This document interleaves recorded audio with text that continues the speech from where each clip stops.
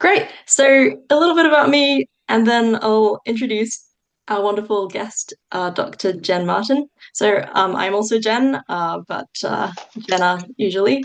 And I am a current postgrad student of science communication at the Australian National University. Recently attended the ASC conference where there were so many interesting people, and I want to hear your stories. So this is a series to really spotlight some of those stories and share knowledge and experiences.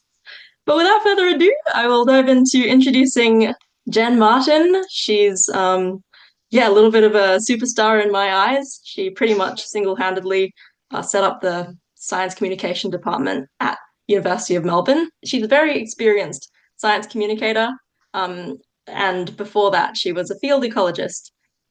We will talk a lot more about her story.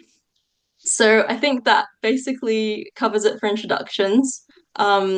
And I just want to pause here and check whether anyone has questions, connection issues, or whether Camille and Jen would like to add anything at this point. Well, good. Just welcome. It's so great to have everyone here. Wonderful. Okay, so Jen, I understand you were an ecologist for many years before becoming a science communicator, and I'd like to ask what motivated that change? Yeah, so some of you will have heard me say this before. I don't think it's an unusual story, but I spent a lot of time in nature when I was a kid. My dad was a zoologist. He moved to Australia to do a PhD on frogs. And when I was a primary school student, I thought there was nothing cooler in the world than the fact that my dad had a frog named after him. I wore that as a badge of pride and wondered why other kids didn't think that that was very cool. But so I got to do field work with dad, and I really loved it, and I had this strong sense as a child that that nature needed advocates, that plants and animals and ecosystems couldn't really speak for themselves and really needed help to fend off human impacts. I understood that from a very young age, and having seen my dad, I always thought that my future would be in biological conservation, biodiversity conservation, and so I kind of followed the track you would expect. The only unusual thing was that I did an arts degree as well as a science degree because I loved language and literature, and that proved to be kind of useful later. But I sort of did the standard things and ended up in a PhD in behavioural ecology, field ecology, working on a particular species of possum, and it was really tough. I'm an extrovert and I really need sleep, so working on my own in a forest for years on a nocturnal animal, not good. But I found out some really amazing stuff, and this huge privilege to get to see the world through another animal's eyes for many years, and I really loved it. But the sticking point came towards the end when I felt like I had this quite important story that allowed us to understand what this particular animal needed in the forest and how their behaviour was massively impacted by the resources that they needed, namely being a species of food tree and old, big, hollow-bearing trees. They changed. The availability of those had a massive impact on the animals. And so what the university was telling me to do was, of course, to write papers for other academics, to go to academic conferences, to build my academic track record. But I hadn't gone into it for that. I'd gone into it because I wanted to actually make a difference in the real world.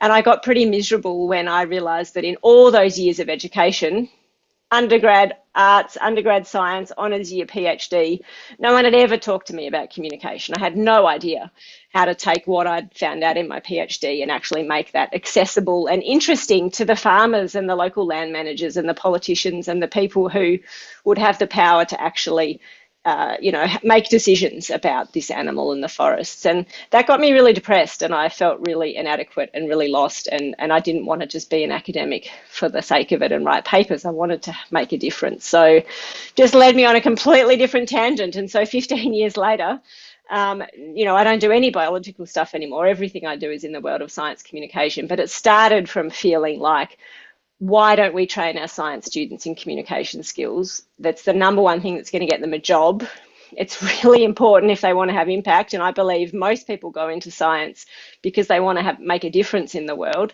But when I sort of started putting my hand up at meetings as the junior academic in the room and often the only woman, I just constantly got told, no, you don't have to teach that stuff. They pick it up by osmosis, which we all know is nonsensical. You don't pick up skills by osmosis. You have to teach them. You have to practice. You have to take on board feedback, try again. And it just seemed ridiculous to me that we weren't giving our science students the possibilities or the opportunities to develop those skills. So it was a long, slow road to develop what I now get to do. But I don't regret a minute of it because I just think it's really useful stuff and it's super fun stuff. And I get to meet amazing people like all of you in this little crazy world we live in. It's this hugely diverse, wonderful world of people who care about making science more accessible, more inclusive, more engaging, all of the things that we care about. So I feel pretty bloody lucky, I have to say. Absolutely. It sounds like a wild ride. And yeah, I forgot to mention earlier that, Jen is not just a university professor, which is already pretty cool, but also a podcaster and a radio presenter and a writer. And I also forgot to mention that we will take questions for her, and I'd love for this to be quite interactive. So if you have a question, please hold on to it, and in 5 minutes or so, we will open up the floor. You're welcome to write your questions as well in the chat, but I'd especially love it if you are happy to voice your question yourself. Okay, so another question, Jen. When I first met you at the ASC conference earlier this year, it was just amazing to me to hear about how you like carved out your own niche at the University of Melbourne. You do so much like proactive work outside of just academia, and you saw the value of SciComm where no one else did, and now it's sort of become an indispensable part of many students' degrees, I believe, over at Uni Mel. So I'm curious how you managed to pretty much single-handedly set up Uni Melb's SciComm department, if you can tell that story. Yeah, I mean, let's be clear that, I was leading the charge, but I certainly needed support. I couldn't have done it alone. And it's not like I was creating something that had never existed before. I knew there were amazing SciComm programs, particularly at UWA, and I'd been friends with Professor Nancy Longnecker for many years. I met her at an ASC conference right back at the beginning when I started getting interested in science communication. She's been the most incredible supporter and mentor to me, and incredible program at ANU where you are now, Jenna. So it's not like I created something that no one had ever heard of, but it just didn't exist at my university. And it really started because I just became the person who kept asking the questions. Why aren't we teaching this? Why aren't we doing this? Wouldn't this be important? And I think over time, I just managed to find a couple of key allies, senior people who didn't see me as the part-time, very junior academic who was off having babies and working, minimal hours, didn't see kind of the limits to what I could offer, but I think saw my passion and knew that this is something I really cared about. And yeah, over time, I managed to slowly but surely carve out some sort of opportunities for myself, offering to be on working groups, suggesting that, we apply for a grant to try and get money to create the first subject. So I got my first subject up in 2010. And then since then, it was just this slow build to sort of see, well, here's another. And eventually academics started coming to me, we've got this cohort of students who do X, maybe they're postgrads who are research active or they're postgrads who are going straight into industry or whatever it is. Can you design a subject that would train that particular group of students in communication skills? But it was, I had 10 one-year contracts. It was a very slow process for people to recognise that this was something of value. And I guess what I've done is quite different to what existed, particularly at ANU and other places that I've visited around the world. You can't come and get a degree in science communication at Melbourne Uni. We're not training people to be science communicators as you are currently studying, Jenna. My motto or my vision has always been that I want every science student to get some training in communication skills, at least do a semester, so they come out with some understanding of how to tailor information for different audiences, how to tell stories, how to use interesting hooks, how to write clearly and in plain English, how to give better talks, how to work with social media and the media, all that sort of stuff. So they're very practical subjects. But yeah, it took a really long time. And it couldn't have happened without some key supporters. And in my case, I basically argued that I want half my job to be teaching, but the other half I want to be able to do the public engagement, public communication work. And I managed to convince the university that that was also in their interest because of the kind of visibility for them that comes with that. And also, you've got to practice what you preach, right? You can't be talking to students about doing this stuff and not be doing it yourself. And I guess the other quick thing to say, I know we're short on time, but the other quick thing to say is that it was just so essential for me eventually to be able to create a team. So all the different subjects and everything I kind of did on my own for about the first 8-9 years. And thank goodness before COVID, because I don't know how on earth I could have managed teaching during COVID without other brilliant people to work with and bounce ideas off. But in about late 2018, early 2019, I sort of started saying to senior people at the university, we've got to the point now where these subjects have become compulsory for students in quite a few different programs. These students actually can't graduate without doing a semester of communication work. If I get run over by a bus tomorrow, you're in trouble because there is no one else at this university with any interest or experience or knowledge to take over these subjects. That seems pretty risky to me. And I had a dean at the time who was very supportive and he agreed with that. And now I've managed to build a team. So now there's 5 of us. Everyone else is part-time, but me. But this team of 5, all from different scientific backgrounds, but all with the passion and the experience to teach communication skills. And that's just changed everything for me rather than being a real kind of solo, lone operator. Yeah, it must be so exciting to see that work expand. I have lots of questions, but I also want to open up to the floor. So we'll pause here and see whether anyone has questions. I know it has been a pretty short talk so far. We're just trying to fit in like a bit of networking later as well. So all good if you don't have any immediate questions, but I think there is one from Christian. Christian's got questions. We were just talking about it before. So this, got to get my finger out. This is an antilopine wallaroo. It's the species that actually my husband studied for his PhD, and we spent a lot of time in Cape York and the Kimberley together in the top end of the Northern Territory working on them. So that's why that picture's there. The possums sleep in tree hollows in very old trees, and they have a suite of hollows that they kind of switch between. But yeah, we can talk possums another time if you like to talk possums. Let me just read the other questions. And if you like Christian, feel free to unmute and read these yourself. Partly because I know you, I feel like you'd be happy to do this. Yeah, I'm of not course. putting too much pressure on him.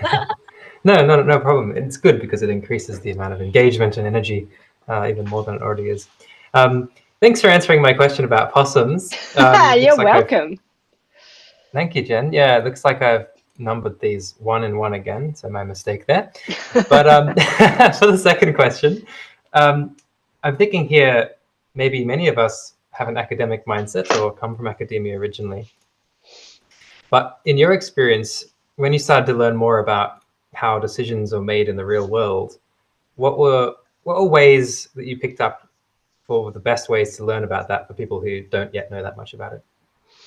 Look, I wouldn't say I have any expertise really when it comes to speaking with policymakers. I think we could definitely organise some of these events to bring in people who have a lot of expertise in that area. But at a very basic level, I think it's just recognising the fundamentals that I'm sure everyone in this room is absolutely familiar with. Things like working out what your goal is, what you're trying to achieve, and then as a result, who's the audience that we need to connect with, influence, engage with, and just trying to understand to the very best of our ability what they care about. What is it, what currency is really the most powerful for them. And I think just for all of us, constantly reminding ourselves that when we communicate with different audiences, they're still highly intelligent. The whole phrase of dumbing it down just does my head in. Dumbing it down has nothing to do, I believe, with effective communication. It's about working out that these highly intelligent people that we're communicating with, but they just have different backgrounds to us, and we need to try and get some understanding of what it is that they're bringing to the conversation and what they need. How can we serve them?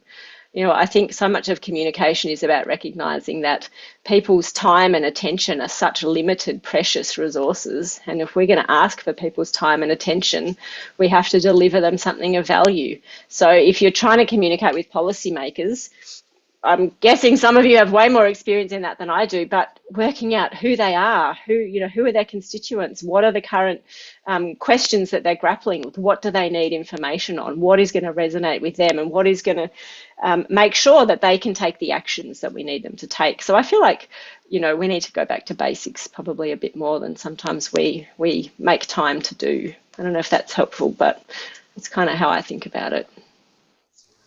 Excellent. Thank you so much for that well thought out answer. So feel free to either answer the third question about common mistakes people make when learning to communicate better, or we can move on to Kayleen as other people need to answer the questions too. I think just briefly, the common mistakes would kind of be not doing all those things I just talked about. Assuming that your audience is like you, assuming that they care about the same things that you care about, assuming they use the same language that you use, assuming that they are going to be swayed by the facts that you think are important, assuming that they're going to be really interested just because you think something is important or cool, assuming that they'll listen even when they're distracted by so many other things, like all of just not understanding that other people are different to us and that it can take quite a lot of thinking to work out how to pitch information to other people. I think they're a lot of the mistakes. And also just assuming that communication is just a broadcasting exercise where if people just listen, the whole deficit model, which people say we've moved on from, but I don't know, you still say it all the time, and that's because it's harder.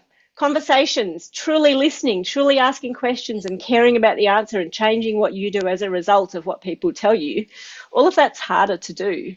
But I think if we don't do it, then, we lose a lot. I'm reminded here of something I had you say in a talk. You said something like, don't overestimate your audience's knowledge and don't underestimate their intelligence. Yeah, that's a quote from Tim Radford, a former amazing journalist. That's a direct quote from him. And it's so important, right? Our audiences aren't stupid. They just haven't had the privilege to study what we've studied, or maybe they didn't want to study what we studied. Yeah, absolutely. It's a really good quote. Thanks, Jen and Christian. Let's hear from Kayleen. Sure, no problem. Hi, thanks for your time, Jen. Hey, Kayleen. You had interfaced with the Portal to the Public program because it sounds like it has some overlap, and if not, that's fine. I was just curious. That was based I read your comment and I've never heard of it, and I'm incredibly excited. I will look them up as soon as we finish here because, I feel like what I do, what my team does, it's not radical, it's not strange, it's not rocket science. It's just providing good, solid training opportunities to people who need it, and I think it's probably happening all over the world. So I just happen to do it for my one little audience or our one little audience. But yeah, no, thanks for the tip. I will definitely look it up. It sounds fantastic. I am afraid a lot of the resources are behind a paywall, but feel free to reach out to John Falk, who I'm sure would be happy to share them with another academic. And my follow-up to that was, as someone fairly new to Australia, what are some great science communication platforms that you would suggest I follow? Oh gosh, I think everyone in this room should probably just start putting some stuff into the chat, really. Great. I mean, it depends what you're looking for. I think that in some ways Australia is quite a long way behind some other places in terms of the way we approach science communication, the way we think about science communication, but equally, there's amazing TikTokers, there's amazing Instagrammers, there's amazing YouTubers, there's fabulous podcasts. I don't know, how about everyone puts into the chat what their favourite sources are for Kayleen, and we can gather a selection. Great. And for context, I work at Questacon, creating and sourcing resources for teachers to improve their STEM capacity. Awesome job. If you have things within that realm, that would be particularly pertinent. I'd love to hear about it. And as Shani's just pointed out, yes, join the ASC because, so much great stuff gets shared amongst and within this community. Awesome. Thank you. Awesome. Thanks for the shout out, Shan. Appreciate it. That's very kind. I see that Janie Sue has her hand up, so fire away. Oh, I'm too lazy to type. I hear you, Janie. I hear you. So this follows up from Caitlin because I am also new to Australia. coming from 14 years in South Korea. So a question that I have is, are there particular aspects of science communication that are particularly Australian? Like, since coming here, I've been taught how I need to begin my emails, how I need to end my emails, because apparently the Northern Hemisphere has it wrong, as I've learned. So, I mean, that's the thing. Now, I'm on this new continent with these new people. In South Korea, there were particular ways of telling stories, right? And writing things that were very different from, telling stories in the southern part of the United States, which is where I'm from. Are there any particular aspects to storytelling or science communication that you would consider Australian that might help me feel a little less foreign in terms of writing for people here? First of all, I have to say, Janie Sue, that I absolutely adore your question. Thank you for asking it, and it was lovely to chat with you in Perth recently. My next response is to say, oh my gosh, I've never thought about it, and I don't know. And thank goodness Oliver suggested that you check out the ASMC in the chat, because, yeah, there's a lot of resources there. I feel like I'm the wrong person to answer, because I'm someone who's done almost all of my science communication in Australia. I feel like I'm a terrible person to answer, because what I think is normal, I can't recognize as being different to other places. I mean, the narrative tool that we teach our students is the ABT from Randy Olson, who, is in the US. So I don't know. Help me, team. Any Australian on the call, help me. What do we think is particularly Australian in our approaches? I love the question. I need to think about it. Sorry, Christian. ABT is the and, but, therefore narrative framework. It's a fabulous narrative tool. If you just Google ABT Randy Olson, there's a heap of books. It's a really helpful narrative tool. I don't know, Jenna, help me. What's particularly Australian? It's such a good question. Yeah, it is a good question, and we have a full house of ASC people. So if anyone wants to pitch in, now's your time. Or maybe we'll take it as a question on notice. The sneaky host will just use Australian examples, because I think a lot of people think research happens somewhere else.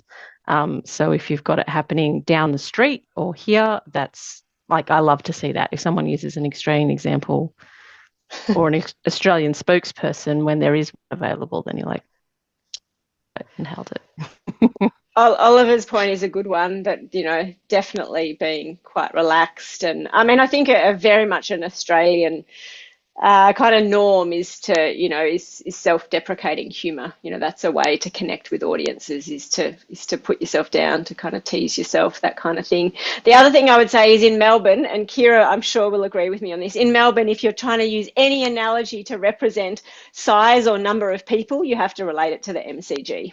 Yeah. It's like, two crowd, two full MCGs, or, double the size of the MCG oval. Like, that's very Australian. I'm going to ask, what is the MCG? The MCG is the Melbourne Cricket Ground, so our biggest sporting facility, where the cricket and the footy gets played.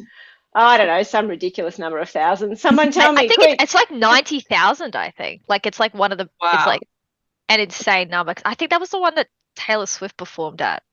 There we go. Patrick said at least 100K. Yeah, so it's where Tay-Tay performed when she was in Melbourne. So that gives you an idea. Big. So yeah, anything footy related, definitely. Well, it depends on what state you're in. If it's Melbourne, it has to be AFL. If it's New South Wales, sometimes Queensland, rugby. Yeah. As well, they love their sports references, and as well, like you said, with self-deprecating humor, I find personally humor is a really good way to make your talk very relatable to people, and just helps like make it more casual, laid back as well. We definitely appreciate a good joke here. I'd also say, coming from both the US and Australia, where I'm dual citizens in the two, and so I've communicated a bit between, just my insights would be the way people introduce themselves often is much more informal. There's not the background of I am so-and-so PhD, or I'm, professor so-and-so. I feel like that's often, even in doctors, you don't know if it's a doctor or nurse, for example. So I wonder if it's off-putting. Would that make sense to the crowd if you are flaunting too much your letters that you hold with your name? Yeah, Australians hate people big noting themselves. So, you would never introduce yourself with your title. It's the whole kind of tall poppy syndrome. And I think Christians put a good comment in there about people kind of downplaying themselves and their skills and their experience. Yeah, Australians hate people being coming across as big noting themselves or being conceited. Whereas in the US, I feel like you say that to say, and that's why what I'm saying now has like researcher clout behind it, like it validates what you're going to say. And then the other piece I'd say I've noticed is there often more references to the season or the land or the country as part of the connections to stories. Yeah, I would say definitely. I mean, we're not where New Zealand is yet, and I'm guessing it's a long time before we'll get to that stage, but there's certainly a very strong passion and commitment to integrating First Nations knowledge into communication and recognising the incredibly beautiful and long history of storytelling that we have here. I think that's another really important point. And Kira, yes, exactly, tall poppy syndrome. I have learned that. Yeah, I think it's the whole kind of show don't tell thing. People don't want you to tell them who you are or what you've done or what your accolades are. They'd rather just see you do your job well. That is very Australian and very not South Korean. Yeah. Where you must establish your authority first so that you have the right to speak. Oh, interesting. All right, I'm going to do a little timekeeping here and move to a sort of part 2 section of the event. We are going to try a little bit of small group discussing.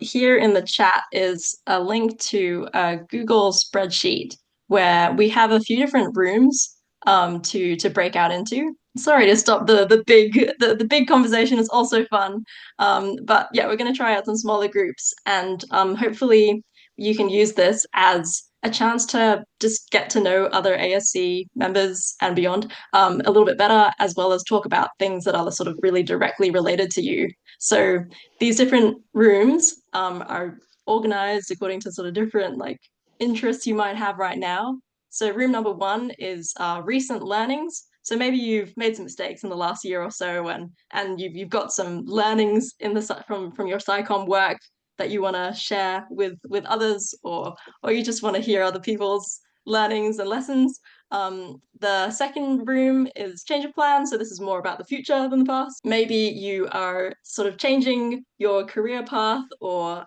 your focus, and you want to discuss some future plans. Room 3 is problem solvers. So maybe you've got a problem that is a blocker right now in your SciComm work, and you'd love to get some ideas on how to solve that problem. Just want to ideate around that, or maybe you want to help someone else's problem, and you can jump in room 3.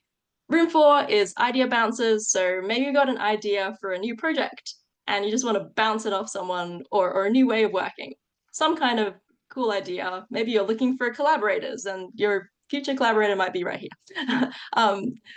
That's room 4. Room 5, who are you? So this is just for anyone who's curious about the other people in this room and wants to know who you are. And if you're happy to introduce yourself, that room is for you. Room 6, tips and tricks. If you feel like you've got something to share in the SciComm space, or you want to hear about other people's tips. And room 7, careers chat. So there's so many interesting careers in this space, and maybe you want some ideas to guide your own career path, or just want to share what you're working on. If Camille has set up rooms, you might be able to start joining. Actually, no, sorry. If you could put your name down in the spreadsheet next Jenna, to I'm going to become a voiceless face. You'll be able to pick the room, so you can just have a think about it while Jenna's doing the next little bit. And yeah, you can put your names in and I can assign you, but otherwise when I open them up, you guys can just pick your rooms based on what's there. But we wanted to give you a couple of minutes to have a think about where you wanted to go beforehand. So thanks, Camille.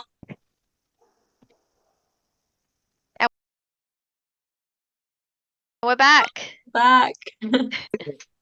Welcome back, everyone. Hope we didn't cut off really awesome conversations.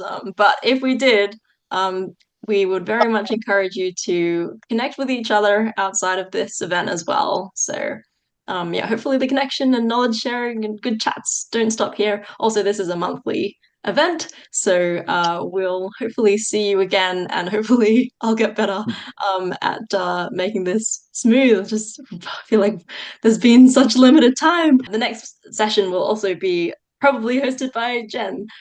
So yeah, she has more experience in running this, and it'll probably be smoother. Not at all, Jenna. You've done an awesome job. Thank you. Totally fantastic.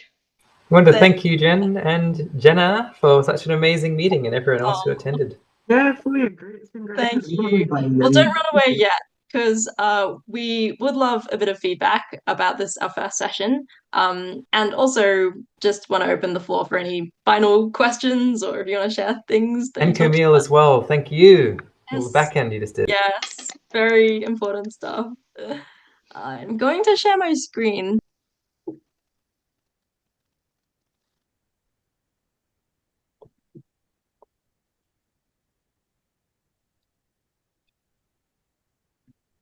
I initially wanted to talk about Jen's book and get her to do some real life psychom by explaining flow states to me, because she has an interesting section in her book where she talks about what's happening when you're in like the flow state, when you're in the zone.